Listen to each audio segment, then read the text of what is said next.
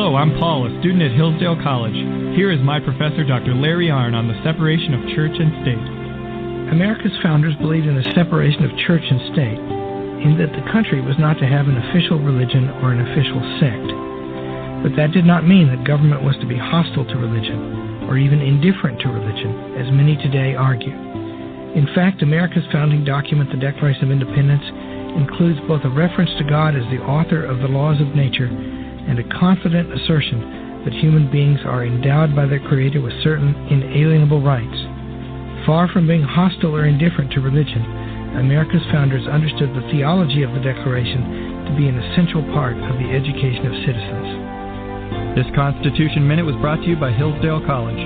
To join the national conversation on the Constitution, go to constitutionminute.org. In a world controlled by corrupt politicians, you got a business. That you didn't build that. A team of ordinary men emerge from the ashes to give voice to the voiceless and hope to the hopeless. Sackhead Sean. Dude, I'm not saying calf for the stupid promo. Sackhead Clint. All good friends of ours usually show up drunk. Also starring Sacco as the producer. I'm a little bit drunk, 'cause I'm drinking. They are the Sackheads Radio Show.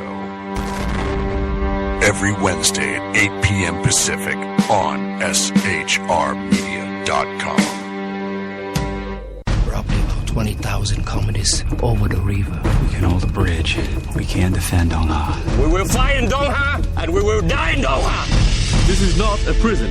This is a re-education camp. The communists always try to break us. Bring teachers here to teach you proper communist way to live. Still show no gratitude. Get up! But they will never break me. Ride the Thunder, coming soon to a theater near you. For more information, visit ridethethundermovie.com. Good morning, ladies and gentlemen. Welcome to the Edge of Liberty right here on the SHR Media Network. Coming to you live from the Time for a Hero studio.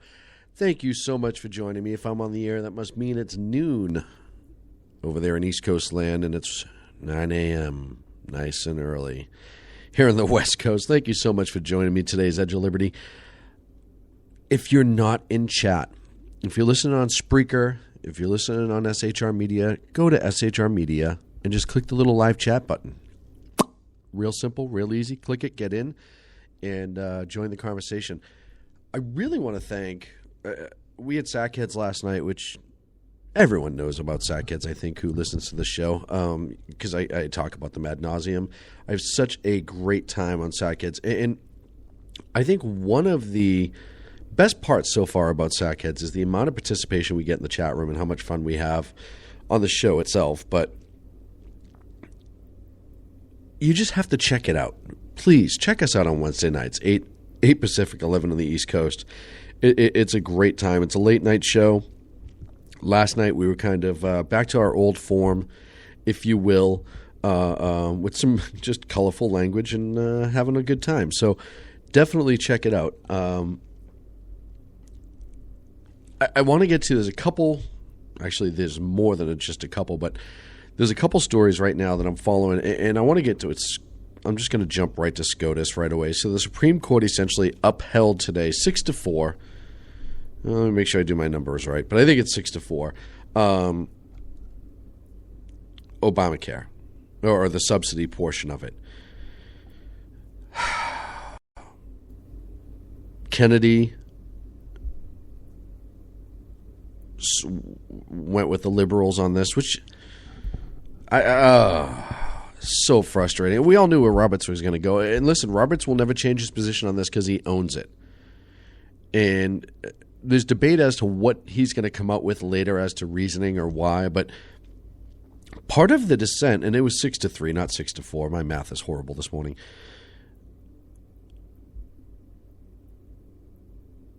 One of the things that they wrote during the decision, essentially Roberts wrote, in no uncertain terms, yeah, too many people have health care now, and we're not going to kick out millions of people without health care, is essentially what he wrote. He used a lot of legal mumbo-jumbo, but that's what he wrote.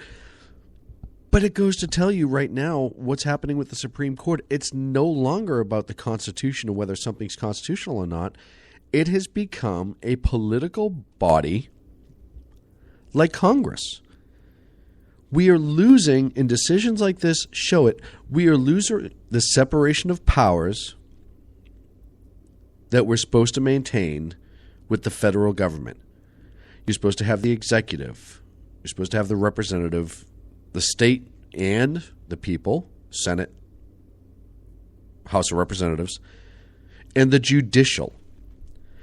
And that balance of power is supposed to keep anybody from going over the edge.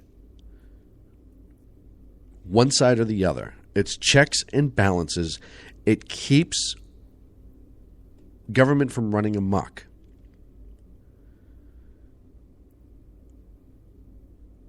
But here's what's happening. When we change to the direction, and you hear me talk about this a lot, but when we change to the direct election of state senators versus the state electing their senators, the state congresses electing their senators and sending them to Congress to represent the state's issues, the state's values, that was changed. And now you have direct elections. Why? Because they were states that actually sent people that would go against the federal government to protect states' rights. So somebody said, well, we got to change this, right? We can't have that. We can't have states stand up for themselves. It is easier to sway the masses to elect the person we want to go instead of the state. And you see it a lot because you have a state that's blue. California, I think, would be a really, really good example of what could be if we had the actual designed way to elect senators. And I'll tie this into the Supreme Court in a minute. California has a very, very, very conservative element to it that you never hear about because of the election way. And if the redistricting goes through as it may, that could change dramatically. But as of right now, a majority of the representatives from the state are Democrats, and both state senators are. Why? Direct election. And the way the voting district is, you have the state essentially voting for just the two Democrats. The state never puts forward the person that's best to represent states' rights. It's the masses. Well, when you have uber liberal areas such as LA, San Francisco, the Bay, whatever, then yeah, the amount of voting that they're going to do is always going to win that. Whereas if it was, you could very well have, and I'm not saying it would 100% happen, but you could very well have a majority of Democrats running the state like California. But if they chose their own state senators, they may not send a complete liberal progressive up there. California most likely would, but I'm just using it as an example. They would represent somebody, send somebody who would represent the absolute state rights versus a direct election where people essentially votes can be bought. Look at, we've seen all the voting disasters, and I'm going to talk about Lois Lerner and the IRS in a little bit, but reality is what it is. When you went to direct elections, you removed some of the checks and balances because now you've taken away one of the players at the checks and balance tables. You take away state representation, people there who are elected specifically for states' interests, as it should be.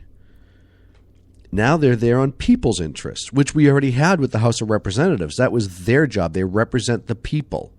The senators represent the state. You have the executive branch. And then you have the judicial branch. The judicial branch was supposed to be the check on laws in this country getting passed. Essentially, as with Obamacare, their job was to look at it and not interpret the intent of the law, but to decide whether or not it was constitutional based on how it was passed. You cannot legislate the intent. That is not their job. That is not how they are supposed to be conducting themselves. But if you read what Roberts wrote after this decision, that's exactly what happened. They chose to go with the intent of the law. despite the fact that we've had Jonathan Gruber and other people saying that it was intentionally misleading and written a certain way as to mislead the people and some of the people that voted for it in Congress. There's a reason we couldn't see what was in it before it was passed, because they didn't want too many legal scholars who may or may not be conservative, but they didn't want too many intelligent people reading it,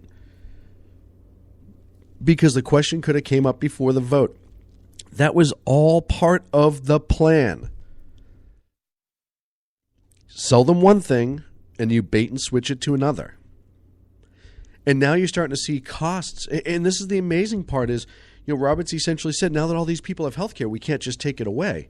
What about all these people who had health care and now they're paying through the nose for health care? They had a good plan. Now they have a crappy plan, but they're paying more money. What about those people? I was forced off my old plan and had to take a new plan that I hate, and it cost me more money. And I'm not the only one. And I'm not crying because, oh, poor me, blah, blah, blah, blah, blah. I'll deal with it and I'll figure it out. But there are some people who get forced to plans that is more money, less treatment, and depending on what their financial situation is, it could break their bank, quite literally. More so than not having insurance. Or people that don't use medicine for religious beliefs or whatever beliefs still have to carry health care, or they will pay a fine. Not a tax, a fine. So we go through all this, and then we talk about the subsidy aspect of it. When they wrote this, when Gruber and his little minions were getting together and deceiving the entire country, they wrote it kind of under the guise and the belief that states would set up their own exchanges. That's what it was written as. Every state will have its own exchange and make our life easier on the Fed, blah, blah, blah, blah, blah, blah, blah, blah, blah. But here's what happens. 2/3 of the states said, no, go pound sand. We're not setting up the exchanges. You forced this. You deal with it. We're getting the hell out.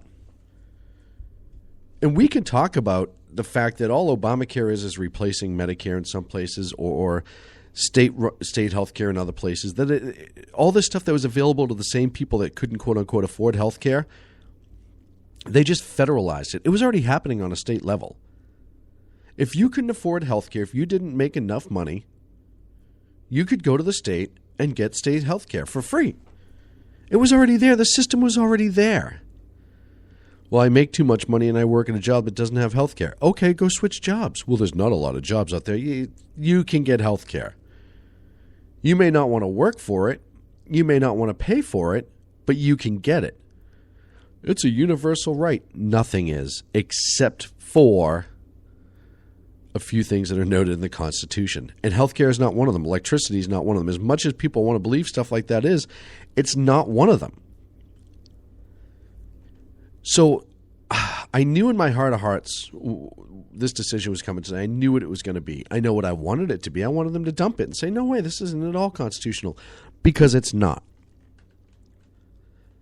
But now we've teetered into this point where we have such a politicized Supreme Court, and it's not about decisions right and wrong. It's not about interpreting the law as it stands versus as it's intended. That's not what they're supposed to be doing. They're supposed to be deciding constitutional yes, constitutional no, and move on. Why wasn't it constitutional? Here's my reason. Why was it constitutional? Here's my reason. But the reasons have to be based in constitutional law and fact.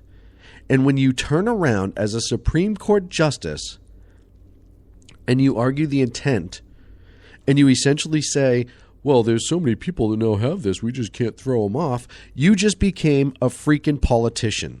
You are no longer a Supreme Court justice. Which brings me to my next question. Is it time, if they want to act like politicians, we make them act like politicians? How about 4 years and out for the Supreme Court? How about we elect the Supreme Court? Break it up evenly throughout the country. Here's a little hint. It would be 8-2 conservatives, maybe 8-2. You'd get 7 or 8 conservatives in there. That's why it'll never happen. Right? Because the majority of the country, outside of a few major metropolitan areas are conservative. So you could cede California's, the area that would be covered under California, you could see that to California. Same thing for the Northeast, Boston. You could see that, but you get to the middle of the country and people will change things very, very quickly. Very quickly. But why not? Listen, we've subverted, perverted, and changed the Constitution so much. Why not do it in our favor for once? Because I truly believe that if we did the direct elections, you may have 7 to 8, I'll stick with 7. 7 out of 9 justices, I think would be conservative. And it takes the appointment process away and makes us know who they are and what they've done, and it allows for vetting. Versus if you essentially have a bought and paid for Senate, well, then they're just going to pick whoever the president wants, right? And that's scary on both sides. It's scary if you're a Democrat or a Republican, right? So why not do the direct elections? Well, because we have a constitution. I would love to see it to prove the point that I'm trying to make, but we have a constitution. And I think we should follow it. And I certainly think the Supreme Court justices need to follow it. And look at this they pretty much just cemented socialized medicine in this country. Everyone's running around worried about a damn flag. Your Supreme Court just cemented socialized medicine. You know, the framework was there, but they just cemented the foundation, and it is not going away easily. All the people that are hanging their hats and they can't find this, they have to dump the subsidy portion, blah, blah, blah, blah, blah. No, they've been got to.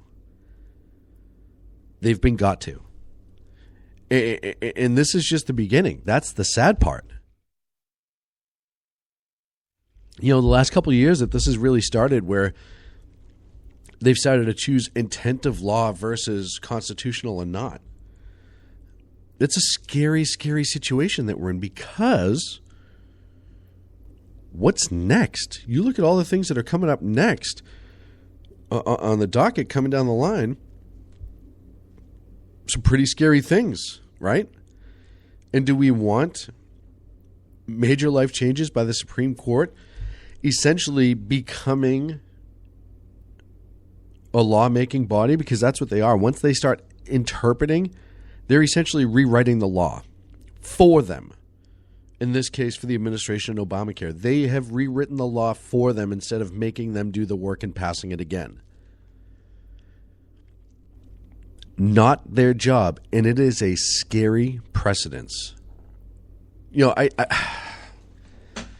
I said before, and maybe this is because I am naive, and some could argue this, but I said when Obamacare was challenged the first time and Roberts upheld it and said, nope, this is good to go. I said, and some of me still believes this to a point, and again, he should not be doing this, but I really think he was showing the country, or teaching us a lesson. This is what happens when you allow your Congress to pass something without showing you what's in it. This is what happens when you have a Congress that runs wild and does whatever they want, and you're not vetting them. This is what happens when you allow the House, the Senate, and the presidency to be all one party without vetting and just electing on emotions. And I still believe that at some point that's going to come out. I really do. But that's not his job. And it's a valuable lesson we need to learn in this country. I wholeheartedly agree. But it's not his job. It's our job. It's the people's job to know that ahead of time. It's our job to be involved in our government. It's our job to know what our Congress is passing. It is our job to hold them accountable when they pass a crap bill like Obamacare. Dave says in the chat room, it's time to replace SCOTUS. You damn right it is. Start from scratch. But we were sheep with Obamacare. We bought the used car. We bought the lemon. You want your doctor? You can keep your doctor. How many times did you hear that? No. Not going to happen. The cost of individual health care is going to go down by 25%, up 35%, the last check. Some people as much as $2,500, $4,000 a year. We're not going to force anyone to purchase anything they don't want. Well, no, you're just going to get fined if you don't. You're right. They won't come into your house and force you to sign up for something. And so on, and so on, and so on. And what is this replacing? What is it doing to help people? It's the federal takeover of a system that was already being done on the state level in every single state. But the feds wanted control of it, and they got it, and the Supreme Court's going to let them keep it. Scary.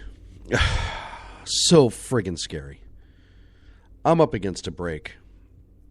Chris Casey's going to join me at 9:43 today on the Edge of Liberty. Love having Chris come by and join me. We're going to talk more about Greece just because it's a scary situation.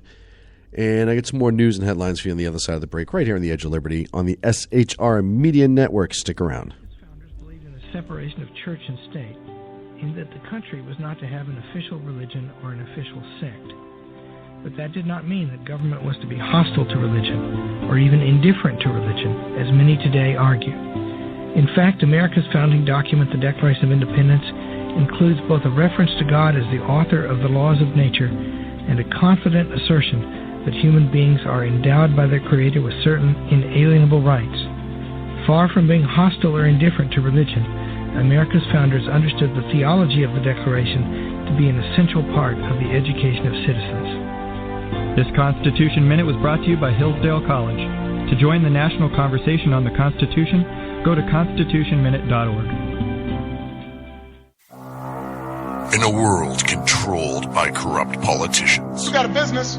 That you didn't build that. a team of ordinary men emerge from the ashes to give voice to the voiceless and hope to the hopeless. Sackhead Sean. Dude, I'm not saying calf for the stupid pro. Sackhead Clint. All good friends of ours usually show up drunk. Also starring Sacco as the producer. I'm a little bit drunk, cause I'm drinking. They are the Sackheads Radio Show. Every Wednesday at 8 p.m. Pacific on shrmedia.com. Probably about 20,000 communists over the river. We can hold a bridge. We can defend Doha. We will fight in Doha, and we will die in Doha. This is not a prison. This is the re-education camp. The communists always try to break us. Bring teachers here to teach you proper communist way to live. Still show no gratitude. Get up! But they will never break me. Ride the Thunder, coming soon to a theater near you. For more information, visit ridethethundermovie.com. Ladies and gentlemen, welcome back to the Edge of Liberty on 1360 AM. The SHR Media Network. Oh, this is what happens when I start reading into an article that drives me crazy. Anyone who listens to the show, I think you can tell when I'm angry about something and when I get going. I was reading Obama's comments from the Rose Garden regarding SCOTUS. It's so amazing to me what he'll address the country on and what he won't, right? The attack in Garland or attempted attack, nothing. Not a Twitter. Nothing. South Carolina, he couldn't wait to get in front of a camera and talk about racism and guns. Supreme Court upholds his BS law right out to the Rose Garden. Boom. It's amazing.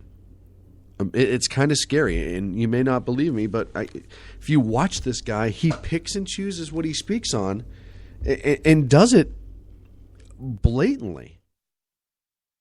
And he won't have a good fight about it. That's the best part about it. He doesn't answer reporters when they ask you questions. He just got... God. So, yeah, he running out to the Rose Garden. Somebody on Facebook said, well, when Roberts is calling you way ahead of time to tell you what the decision's going to be, or more importantly, when you're calling Roberts and telling him what the decision's going to be, of course you're going to be ready for a press conference and have everything done because you knew what was coming. Maybe something to think about, right? Scary stuff. So Calypso Louis Farrakhan, and this is from Pundit Press, says that we need to put the American flag down. Folks, we talked about this last week. I talked about it when the Confederate flag thing came up. We talked about it last night on Sackheads. Once they start down this path of removal of items because they are offensive, more importantly, historical and important American items, whether you agree or disagree, once we get to the removal due to offensive, for any, it's so offensive to me, blah, blah, blah, blah, blah. It hurts my feelings to see the stars and bars. Don't look at it, right? A lot of things offend me, believe it or not. I know people may be shocked by this, but a lot of things offend me. But I don't call for the outrage. I just don't deal with it. I ignore it. I don't go to places where I might get offended. I don't look at things that might offend me because it's not anyone else's problem what offends me. I talk about it on here because this is my show and I can. But more often than not, in public, there are plenty of things that I see that are completely offensive that I say nothing about. Well, you weren't victimized, blah, blah, blah. No, you're right, I wasn't, but neither were you. You didn't fight. Nobody here alive, and I don't care what color, race you are. You weren't around during the Civil War. You weren't around during slavery. You weren't involved either. Well, it was my relatives. Well, my relatives were Irish. We talked about this. Indentured servitude. How they were treated when they first came over. But I didn't live through that. At all. I grew up in the 80s and 90s in Boston. Right? Well, never one to waste a moment. Never one to waste a moment. Calypso Louis Farrakhan comes out and says, we need to put the American flag down. Speaking at the Metropolitan AME Church in Washington, D.C., can I ask why any church would have Louis Farrakhan? If you are a Christian church, and I believe the AME Church in Washington, D.C. is, why would you have the Nation of Islam leader Louis Farrakhan there? It just seems a little weird to me, but I'll go on. During his speech, he declared that, quote, we need to put the American flag down because we've caught as much hell under that as the Confederate flag, end quote. Let that sink in for a second. The American flag that flew over the Civil War for those people who were fighting for the free of slaves as well as other things that died and lost their lives. We talk about the Confederate side afterwards, but the American flag was flying on both sides, but it was also flying for the North as the symbol of the country that was trying to free slaves. One of the reasons, not all the reasons, but one of the reasons for the Civil War. People died for. And Louis Farrakhan's going to say we need to put the American flag down because we've caught as much hell under that as the Confederate flag. White folks march with you because they don't want you upsetting the city. They don't give a damn about them nine. I don't know what the hell the fight is over the Confederate flag. We need to put the American flag down, Calypso Louis says, because we've caught as much hell under it as the Confederate flag. Who are we fighting today? It's the American people that are carrying the American flag. What? He's either gone completely senile, or this tells you where some people want to go with this. And Farrakhan has more reach than he probably should in the world. Farrakhan, he has a lot of followers. He is creating, in my opinion, more divide on purpose. But do you really think that the American flag is offensive? Let's say you buy that the Confederate flag is offensive because of what you believe it represents, whether it does or it doesn't. We're going to play special liberal history. You get to make it up as you go. The Confederate flag's offensive because it stood for slavery. Okay, let's have that fake argument for a minute. I'll let you have that little fallacy, that little dream. But why the American flag? Oh, well, up until the 60s and women's suffrage and this, that. Never said, nobody's ever said we were perfect. But look around the world and look through history and find a more perfect country and union, and a country that constantly tries to be better, constantly tries to, up until 2008, constantly tried to make our lives better, to make, whether you agree or not, but influence the world to be a better place. I think a lot of people will say a lot of the fights that we get into across the country is because we try to bring our form of freedom and liberty to countries that just don't want it. But we love it so much and we appreciate it so much that we think everybody wants to live like us, and they don't. I mean, that's a reality. And that's fine. That's an argument to be had. But to say, and he's talking to black people, but to say that we've caught as much hell under the American flag, oh, hell no. There's no way. There's no justification for that statement. But again, people are so bent up about this damn flag debate. You would think that this kid parachuted into the church with a Confederate flag and began shooting. No.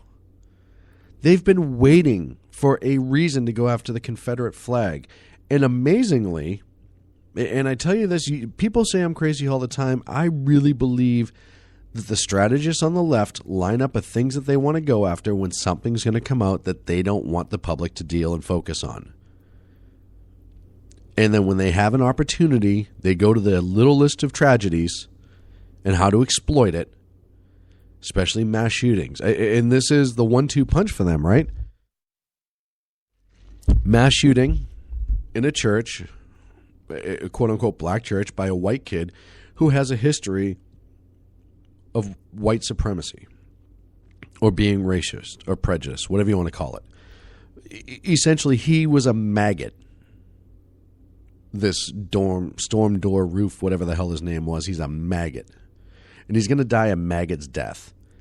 Anyone who murders innocent people, I don't care what your cause or your color of your skin, when you outright just murder innocent people in cold blood, you are a maggot. But the left was waiting. Oh, were they waiting? And they got it. Right? How quick was Obama talking about, oh, gun control, we got to have gun control, gun control, gun control. Because if he wanted to do that, he couldn't just buy a gun off the street illegally. He shouldn't have maintained it. How about mental health? Why didn't anyone go right to mental health? Mental health's an issue here. Drug use. He was heavily into drugs, a lot of people saying, psychotropic and otherwise. Why aren't we talking about that? No, we got to go after the gun. The gun did it. No, the gun didn't damn do it. I mean, I hate to say it, but there's other ways that he could have killed those people without ever touching a firearm, sadly. We've seen it before. We'll see it again. Well, the Confederate flag, that was his inspiration. You know, he's just sitting there just thinking about the glory days of past. Blah, blah, blah, blah, blah. No, it wasn't. As a matter of fact, as we talked about on this show, the day he was arrested, he had flags on his jacket, but it wasn't the Confederate one. It was Rhodesia and somewhere else, part of apartheid. Those were the flags. That's really what he was under. Not the Confederate flag. Well, he took one picture with the Confederate flag. So didn't Obama and Clinton. We've seen the pins, right? But if you want to argue that that flag was used to fight against the freeing of slaves as the battle flag of the South, okay, let's have that conversation. We can go back and forth and be intelligent about it. To jump right to the whole removal of it is ridiculous. And this is exactly why. As this Pundit Press article states, you get Calypso Louie coming out and calling for the American flag to be pulled down now. No symbols, and I talked about this last night. When you start looking at Marxist ideas, and certainly when you start looking about the communist agenda, I think it was 1968, one of their things, and if you read down it, and it was entered into the congressional record, and you just have to search it, and you'll freak out about the things that are on there if you actually read it. And it's frightening. But one of them is talking about art and representation. It essentially says you make all art dull and void. Anything that stands out, you remove. Anything exceptional, you remove. You make everything just kind of plain and normal. Because it's a morale killer, right? You know, if you walked around and there were no bright colors, and I'm not an art person. I'm not like one of those people that goes to a museum, I've talked about this before, and enjoys art. But there's certainly some things with beauty that you see around that people do where you're just blown away by it. Even if you're not an artist person or into art or anything like that. You start turning everything dull and gray. Why? Because it's depressing. Depressed people will not live fruitful lives, will not live healthy lives, will not excel to trying to do the best that they can. It absolutely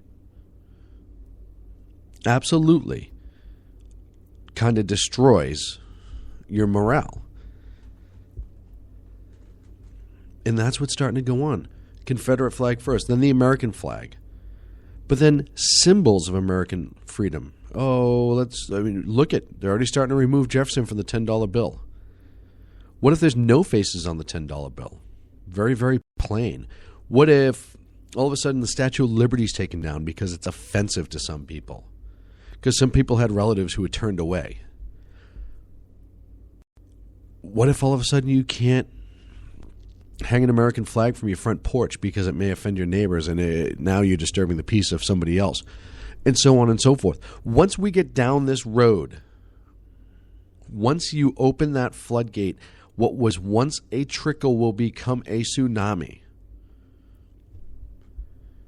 And actually, Dan Butcher, second best newsman in the business, came out and said former New Black Panther leader Malik Shabazz finished the missions, kill the slave masters and their goddamn families.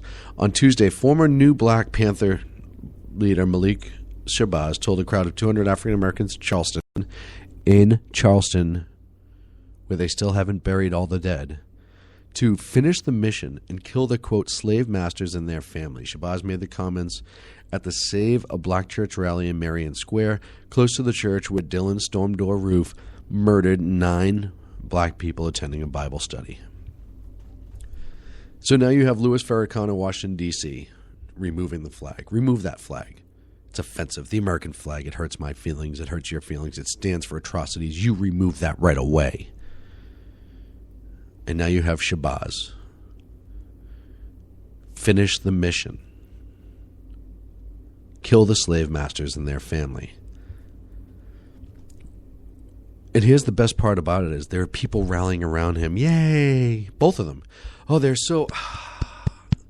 These guys, all they care about is us. But here's a little hint. They only care about them. They're in position of power because they're hoping that power extends. They want there to be animosity. They are race pimps and race baiters because it benefits them. And where's the president coming out calling for unification? Stop laughing. It could happen, right? I mean, seriously, he could come out tomorrow and be like, hey, you know what? Let's put all this stuff behind us and worry about, really healing as a nation. And, let's not make this about race or guns. Let's make this about good people versus bad people. Blah, blah, blah, blah, blah. Stop it. Stop laughing. He could say that. I could lose 30 pounds. I could get a full head of hair. I could have a mullet by the end of the day. Anything's possible, right? If you believe. All right, so that part's not possible. But this is the scary diatribe and ridiculousness that comes out. And then when you have a CNN host, Don Lemon, holding up a sign that has the N-word on it in reference to a lot of things, but what Obama was talking about when he was on Mark Maron's stupid podcast. That's what's passing for news. And if you're turning to Don Lemon for news, but he's holding up that sign, I think you need to get your head checked. He's not a news reporter. He has an agenda. So that's not news. That's commentary. Don Lemon's a commentator. But they'll push it however they can. And this isn't even close to over. I'll tell you right now, in the next coming weeks, I bet you we talk about some really scary stuff that pops up as a result of all of this. Quick question in the chat room before I go to break, because I have to go to my last break. Then I'm going to have Chris Casey with me at 9:43. Do I really want a mullet? Dave, I look at that like I look at wealth. Do I want it? Not so much. But do I always want to have the ability to have it? Yeah. I'd never want to lose that ability. So I would love to have the ability to grow a mullet and not grow one out of choice. The same way as I'd love to have millions of dollars.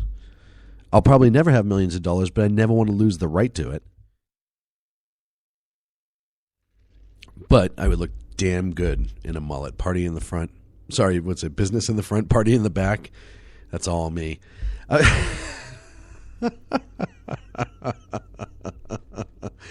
I could have a mullet right now, but there'd be nothing on top, and it would be one of those weird, like, half dome, hairy half dome looking things that you see some guys have. Not a good look. Not a good look at all. Let's see. I guess it's time to take a break, and then Chris is going to join me. Yeah, we're zooming right along here on the Edge of Liberty, right here live on the SHR Media Network and Pundit Press. Stick around. Be right back. Hello, I'm Paul, a student at Hillsdale College. Here is my professor, Dr. Larry Arnn, on the separation of church and state. America's founders believed in the separation of church and state, in that the country was not to have an official religion or an official sect. But that did not mean that government was to be hostile to religion, or even indifferent to religion, as many today argue. In fact, America's founding document, the Declaration of Independence, includes both a reference to God as the author of the laws of nature and a confident assertion that human beings are endowed by their Creator with certain inalienable rights. Far from being hostile or indifferent to religion, America's founders understood the theology of the Declaration to be an essential part of the education of citizens. This Constitution Minute was brought to you by Hillsdale College. To join the national conversation on the Constitution, go to constitutionminute.org. In a world controlled by corrupt politicians, You got a business. That you didn't build that. a team of ordinary men emerge from the ashes to give voice to the voiceless and hope to the hopeless. Sackhead Sean.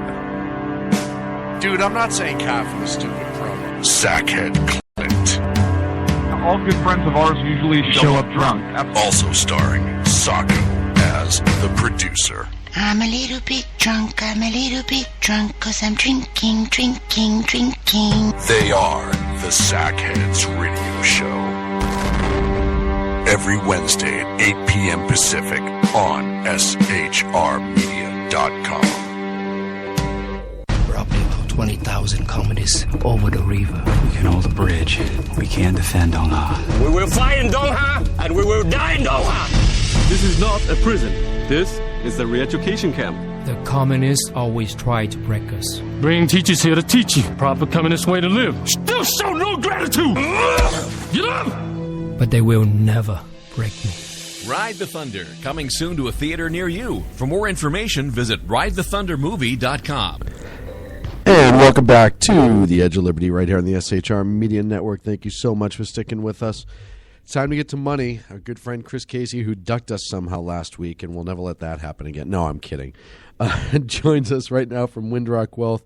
Chris, how are you, sir? I'm doing great. Nice to talk to you again, Sean. Nice to have you back. Brett did a good job last week. I almost got his name. Almost nailed it. I was so close.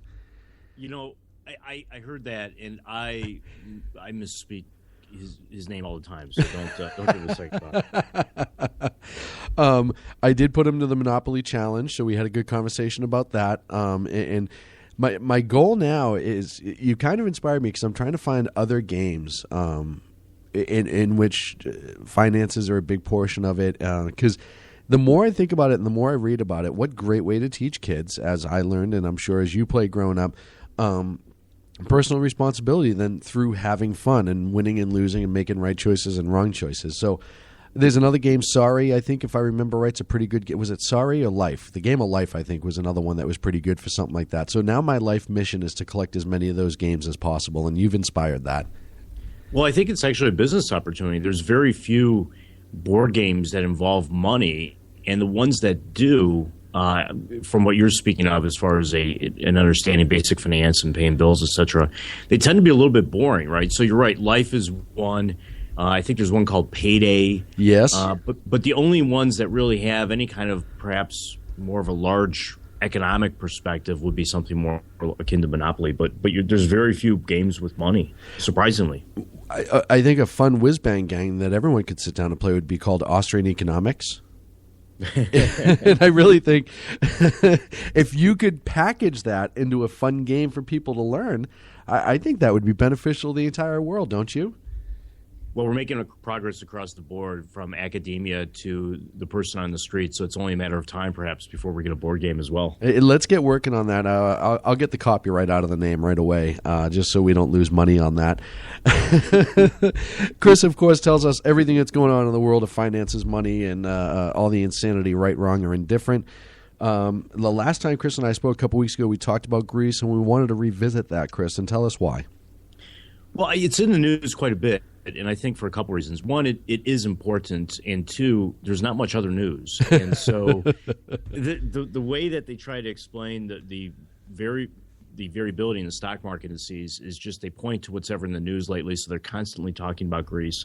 And it is a big deal. I think Greece is really looking at the potential for a major banking crisis, because the longer this drags on, and we're seeing this right now, the citizens and various economic actors, meaning businesses, et cetera, are actually withdrawing cash from the banks. They're worried that the banks are going to become insolvent and they can't withdraw their money. So they're doing it now.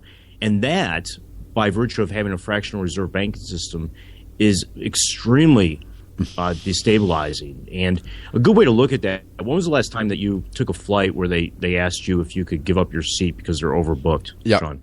Yep. Nope. Had it happen a couple times. So, think about that. The airline, you're sitting there in the gates, and they're asking you, hey, could you give up your seat? They're offering all these rewards because they've probably issued maybe 105 tickets for 100 seats, right? So that's like something akin to maybe 95% reserve. So think about the airlines. They're issuing fractional reserve seating in a way, but their reserve requirement is typically around 95%. Well, imagine if it's 10%, because that's what banks do with your demand deposits. I mean, it doesn't take much for that banking system to implode quite quickly. So, and I always ask this, and again, I like to ask you questions, because when I think of finances, I always try to think of like the craziest things that could possibly happen, because let's face it, at some point, if it hasn't already happened, it could happen. Everybody in Greece tomorrow walked in and cleaned out their bank accounts completely. What would happen next?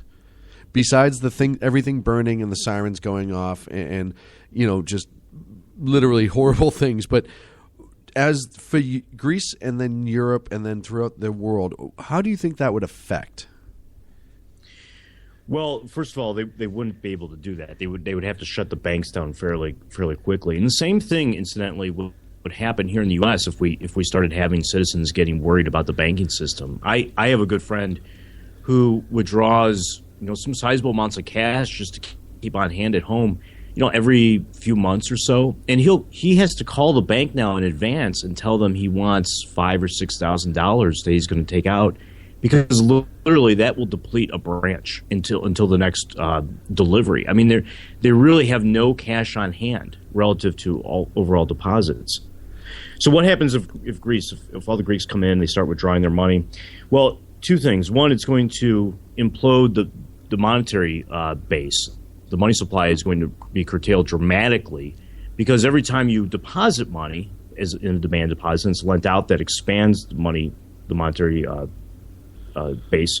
When you do the reverse, it's contracting it. So that's one problem. Secondly, you're destabilizing the bank itself. The bank itself is becoming insolvent. And so what happens, if I don't think they will allow that. I think we're looking at another Cyprus situation where they'll have a bank holiday, so to speak, which is a terrible moniker, by the way, because it makes it sound happy. Lovely, right? Who wouldn't want to go on a banking holiday?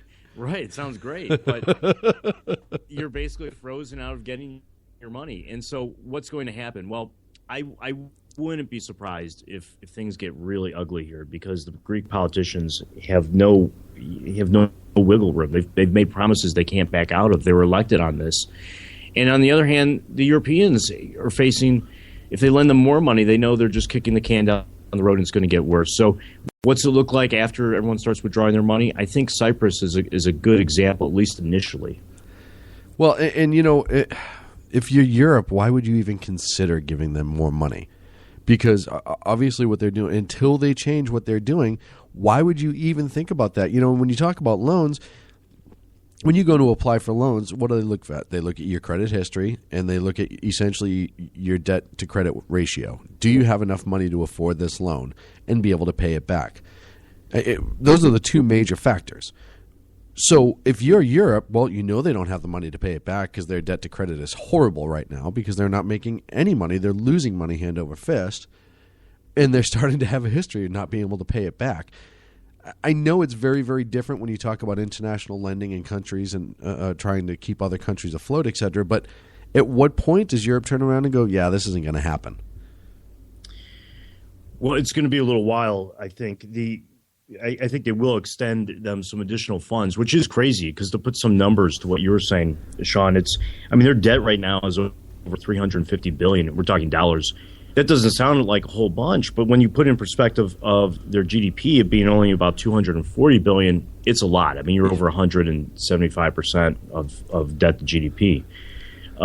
So I think they can't even make payments of less than $2 billion. That are due. And so they're extremely strapped. I do think that Europeans will try to lend them some more money for maybe a few months, but at some point, this gig is up.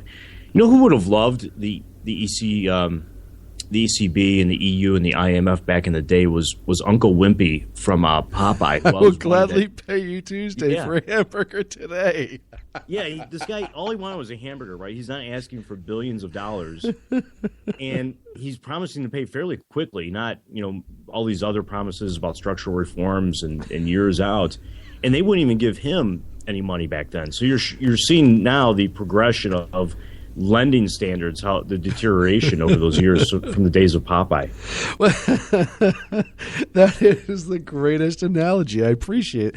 I love, Chris, as time goes on, you're starting to bring it down to a level that I can understand. You're like, all right, I went with board games the first time. This week I have to go with cartoons because I have to keep it in Sean's wheelhouse. So this is perfect. When you start looking, though, at Greece, can we let another country fail like that? And Greece is such a small country, the population, and I don't know what their numbers are on their debt to GDP versus ours, and if percentage-wise it's close. But do you ever turn around and say, you know what? Let it implode and start again. Let them figure it out because we can't do it for them because they just became, the son that lives in the basement at 35 years old that keeps borrowing money from mom and dad but have never gone to work. At what point do you have to put the tourniquet on the bleeding? Well, yeah, let's talk about what should be done versus what they may do. Clearly the European countries, whether individually or represented through the EU or the ECB, what have you, they clearly should just say, listen, no more money. In fact, we're calling the loans. This is what you owe us. We'll take what we can get. And you're on your own, and you're happy to continue using the euro. You can go back to the drachma, but there's no more lending. And what will happen? What you'll see is a terrible contraction in the economy in Greece, but it's going to be somewhat short-lived. And if they institute free market reforms, which they won't, but I'm saying what should be done. And it really wouldn't last that long. It would probably last 6 months at most. And then you'd have a robust, legitimate economy coming out of those ashes. And a good analogy would be, I always think back to 2008. Everyone said, well, the Federal Reserve had to step in because, everything was going to go implode. It was going to be chaos. Well, think about this. The Czech Republic or Czechoslovakia back in the day, when the Soviet Union collapsed, they were on their own, right? And not only were they on their own, they had no concept of property. They had no knowledge of property rights. No one had ever run a business for profit and loss before. And you had some dynamic leaders that were free market oriented that came in, Václav Klaus and Václav Havel, And within 6 months, that economy was robust. So talk about coming out of the ashes. We're talking about a post-communist country that had nothing and then had a real free market, robust economy. Greece would be the same if they just enacted free market reforms. Well, and it's crazy, too. We've talked about this in the past, and we'll talk about it probably till at least I'm well off this planet.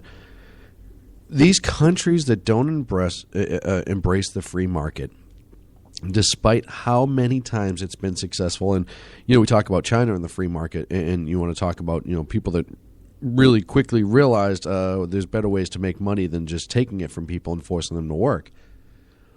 When countries start embracing the free market, there's growing pains. Just like with Czechoslovakia, I'm sure there were growing pains of how do we do this? Well, how do they do it? And let's look at some different ways. But we know we have something. And then all of a sudden, just like every other existence in every other society, people started filling the needs with supply, and it worked itself out on its own amazingly, right? You had people that needed and people that had, and the two were able to create a system, and both benefited from it. And yet we still have people that shy away from that like it is some sort of evil, like whole countries. Right. There's no excuse for being blind to the solution because it's all around us. We've seen it everywhere, whether it's in just comparing countries that simply have a line drawn through them with North and South Korea. If you're looking at modern-day China, like you mentioned, look at, in my lifetime, the Japan scenario was amazing. They went from having an economy that was just ravaged by the war to, making some motorcycles and some bad Godzilla movies to making some of the best technology out there within 30 years. So it's, the examples are stark. They are everywhere. And to be blind to them and to not heed them is really a willful decision rather than just being ignorant of it. Well, and you brought up Japan. Literally a country that had 2 nuclear weapons dropped on it, all these sanctions put upon it. Like you said, their country was decimated coming out of World War II. Yeah, we helped do some rebuild and stuff like that, but the economy and everything, they did all by themselves. And, like you said, a couple motorcycles and a couple bad Godzilla movies, and then all of a sudden you go to Japan's economy now, and they're usually one of the most stable in the world. Correct me if I'm wrong. They go up, they go down like everybody else, but it's more of an even trade because they're big believers in the free market. Right, and all it takes for any country to embark on this is really a strong leader that's well-versed in free market ideas. And so you look at Singapore historically, you look at Germany after World War II, you look at Hong Kong with the British governance there, and you look at Czechoslovakia. All it takes is 1 or 2 leaders with that vision to really bring it about, and China, of course, as well. Yeah, it'd be nice if we got one of those guys here, or gals, just somebody with free market ideas that would really help this country grow versus this horrific. I always think of when you look at restrictions and not allowing the free market to be what it is, I always point to the Pennsylvania and Pittsburgh with the steel industry and how we used to have the greatest steel in the world. People would pay triple what it's worth just to get their hands on it and build with it. And then we had the EPA and all these environmental rules that offset any sort of profit that they were making and destroyed our steel industry as a result, and put thousands of people out to work because the free market wasn't allowed to run. And we can talk about all the EPA stuff, but at the end of the day, as things progressed, they were going to use more efficient equipment anyhow because financially it is the right decision to make. And they sheltered that industry from having to make reforms by instituting tariffs and quotas and whatnot. Yeah, it's sad. And anytime I talk about government destroying an industry, I always point to the steel industry and just what a horrific attack it was. And the auto industry, with all the environmental stuff that they put on it, that Clinton put on it, I really pointed to that leading to a lot of the financial worries they had in the last 10 years because you had Chevy and a couple other ones dump so much money to meet these ridiculous standards that they weren't making profit as much as throwing money down a toilet to try to appease a ridiculous government oversight. Oh, and clearly in the labor union. Yeah, well, that goes without. That's always a caveat that's just there. I make that assumption that people just automatically throw that into the pool with everyone else because they destroyed that entire city. Chris, I'm out of time. Thank you so much for joining me. Glad to have you back. Can I talk to you early next week? Sounds great, Sean. Awesome. Have a great weekend, my friend. Chris Casey from WindrockWealth.com. Make sure you check them out. Great people over there, great friends of the show. Brilliant beyond beyond anything I can understand, because it involves dollar signs, decimal points, and a whole bunch of other things. So thank you to Chris, and we'll talk to him next week. I am out of time here on the Edge of Liberty. Thank you so much for joining me today. Tomorrow, I believe you will have the second best newsman in the business, and his name is Dan Butcher from Pundit Press Radio, hosting the show. I am taking off for the weekend. I'll talk to you Monday right here on the SHR Media Network. Hello, I'm Paul, a student at Hillsdale College. Here is my professor, Dr. Larry Arnn, on the separation of church and state. America's founders believed in the separation of church and state, in that the country was not to have an official religion or an official sect. But that did not mean that government was to be hostile to religion, or even indifferent to religion, as many today argue. In fact, America's founding document, the Declaration of Independence, includes both a reference to God as the author of the laws of nature and a confident assertion that human beings are endowed by their Creator with certain inalienable rights. Far from being hostile or indifferent to religion, America's founders understood the theology of the Declaration to be an essential part of the education of citizens. This Constitution Minute was brought to you by Hillsdale College. To join the national conversation on the Constitution, go to constitutionminute.org. In a world controlled by corrupt politicians, You got a business. That you didn't build that. a team of ordinary men emerge from the ashes to give voice to the voiceless and hope to the hopeless. Sackhead Sean. Dude, I'm not saying calf in a stupid promo. Sackhead Clint. All good friends of ours usually show up drunk. Also starring Sako as the producer. I'm a little bit drunk, 'cause I'm drinking. They are the Sackheads Radio Show. Every Wednesday at 8 p.m. Pacific on SHRmedia.com.